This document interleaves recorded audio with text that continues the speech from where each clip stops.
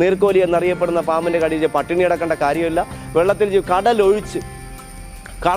കടലിൽ ജീവിക്കുന്ന പാമ്പുകൾ ഒഴിച്ച് നമ്മുടെ വീടിൻ്റെ അടുത്തുള്ള ജലസ്രോതസ്സുകളിൽ, കായലിലോ ആറ്റിലോ തോട്ടിലോ കനാലിലോ ഒക്കെ ജീവിക്കുന്ന നീർക്കോലിയുടെയോ അല്ലെങ്കിൽ ആറ്റുവായൻ്റെയോ അല്ലെങ്കിൽ പൊളവൻ്റെയോ കടിയേറ്റാൽ നിങ്ങൾക്ക് ധൈര്യമായിട്ട് അത് വാട്ടർ സ്നേക്കാണ്, അത് വാട്ടർ സ്നേക്കാണെന്ന് ഉറപ്പുണ്ടെങ്കിൽ ആ മുറിവ് നന്നായിട്ട് സോപ്പിട്ട് കഴുകി കളയുക, നന്നായിട്ട് ഞെക്കിപ്പിടി കഴുകി കളയുക. അതിനുശേഷം നിങ്ങൾക്ക് ഇഷ്ടമുള്ള ഭക്ഷണം, ചിക്കനോ മട്ടനോ, ചിക്കൻ ബിരിയാണിയോ മട്ടൻ ബിരിയാണി എന്ത് വേണോ വാങ്ങി വയറ് നിറച്ച് കഴിച്ചോളൂ, ഒന്നും സംഭവിക്കാൻ പോകുന്നില്ല. പക്ഷേ വെള്ളത്തിൽ ജീവിക്കുന്ന നീർക്കോലിയോ പൊളവനോ ആയിരിക്കണം.